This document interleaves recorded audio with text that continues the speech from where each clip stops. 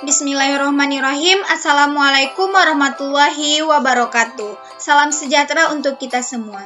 Puji syukur kita kehadiran Allah Subhanahu wa Ta'ala, yang mana pada kesempatan kali ini kita bertemu lagi di video saya. Perkenalkan, nama saya Saza Rahmanda, NIM 1804-2018, Studi Masyarakat Indonesia. Nah, di video kali ini saya akan membahas tentang unsur-unsur kebudayaan.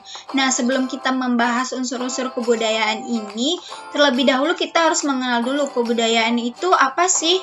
Nah, di sini kebudayaan merupakan keseluruhan dari manusia yang dimulai dari tingkah lakunya hingga hasil yang harus dicapainya dalam belajar dan keseluruhannya tersusun dalam kehidupan setiap orang. Nah, di mana setiap orang itu apa yang dilakukannya itu dinamakan kebudayaan. Nah, di sini ada 7 unsur pokok kebudayaan. Yang pertama ada bahasa, yang kedua ada sistem pengetahuan, yang ketiga ada organisasi sosial, yang keempat ada sistem peralatan hidup dan teknologi, yang kelima ada sistem mata pencarian hidup, yang keenam ada sistem religi, dan yang ketujuh ada kesenian. Nah, langsung aja kita ke pembahasannya ya. Nah, yang pertama ini bahasa. Bahasa merupakan sarana dari manusia untuk memenuhi kebutuhan sosialnya, untuk berinteraksi atau berhubungan dengan sesamanya. Nah, di dalam ilmu antropologi, bahasa ini disebut dengan linguistik. Nah, di sini ada terdapat 2 macam bahasa. Nah, yang pertama tuh ada bahasa lisan. Nah, bahasa lisan ini diwujudkan dalam ungkapan gitu, apa yang kita ucap gitu, itu namanya bahasa lisan. Nah, sedangkan bahasa tulis ini terwujud dari sebuah teks gitu, kata-kata atau artikel-artikel yang dibuat. Nah, selanjutnya ada sistem pengetahuan di mana kita hidup di zaman yang harus serba tahu gitu. Nah, sistem pengetahuan ini sangat luas banget cakupannya. Nah, karena ia mencakup pengetahuan manusia tentang berbagai unsur-unsur yang digunakan dalam kehidupannya. Nah, setiap kebudayaan ini selalu mempunyai suatu himpunan pengetahuan, yaitu ada tentang alam, tumbuh-tumbuhan, binatang, benda, dan manusia yang ada di sekitaran kita. Nah, dimanapun kita berada, pasti kita harus mengetahui apa-apa yang ada di sekitaran kita gitu. Nah, selanjutnya ada organisasi sosial. Nah, di mana interaksi antara manusia ini menghasilkan cara-cara pengorganisasian sosial yang disepakati oleh anggota masyarakatnya.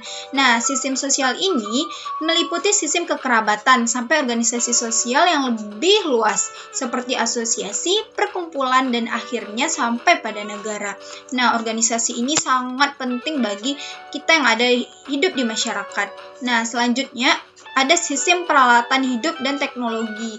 Nah, di mana di zaman sekarang kita harus membutuhkan teknologi. Nah, semakin lamanya kita hidup, berarti semakin canggih gitu. Apa yang ada di sekitar kita tuh pasti semakin canggih gitu. Apalagi pada saat ini kita mendapat musibah tentang pandemi ini. Nah, di mana kita hanya di rumah saja dan kita cuman berkomunikasi melalui handphone gitu. Teknologi yang begitu canggih. Nah, di sini sistem peralatan hidup dan teknologi yang dibutuhkan manusia dari yang sederhana hingga modernnya. Nah, ini diciptakan seperti alat-alat rumah tangga, produksi, transportasi, dan berbagai bentuk teknologi yang makin lama semakin canggih. Nah, ini memang begitu saingan dalam teknologi ini semakin besar gitu. Nah, selanjutnya ada sistem mata pencarian hidup. Nah, di mana kita selama hidup di dunia mungkin kita harus mencari kebutuhan yang harus kita butuhin gitu. Nah, di sini ada mata pencarian hidup pada masyarakat tradisional hingga yang modernnya.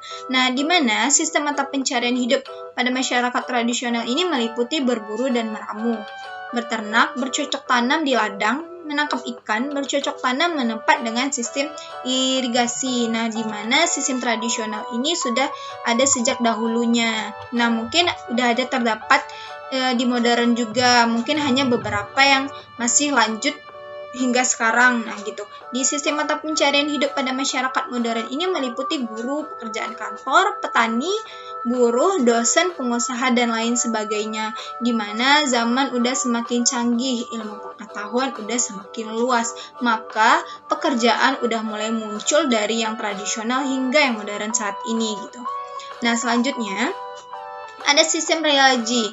Nah, di mana sistem religi ini kita harus percaya gitu dia harus memiliki sistem kepercayaan. Nah, sistem religi ini bisa diartikan sebagai sebuah sistem yang terpadu antara keyakinan dan praktek keagamaan yang berhubungan dengan hal-hal yang suci dan tidak dapat dijangkau oleh akal dan pikirannya. Nah, sistem religi ini yang tadi saya jelaskan juga meliputi sistem kepercayaan, sistem nilai, pandangan hidup, komunikasi, keagamaan, dan upacara keagamaan. Nah, selanjutnya di sini ada kesenian. Nah, mungkin teman-teman juga pada tahu kesenian itu bagaimana. Dia juga lebih dari satu orang. Tidak mungkin namanya kesenian itu sendirian gitu, nggak ada asik-asiknya gitu. Nah, di sini kesenian akan memiliki bentuk yang berbeda di setiap daerahnya. Nah, kenapa berbeda? Karena di setiap daerah itu memiliki ciri-ciri khas dalam melaksanakan keseniannya gitu, mungkin dari seni musiknya, seni tarinya, seni rupa, dan seni dramanya. Nah, di sini kesenian memiliki hubungan erat dengan rasa. Nah, di setiap orang melakukan pertunjukan seni-seni gitu, dia mengeluarkannya dengan rasa yang begitu indah gitu.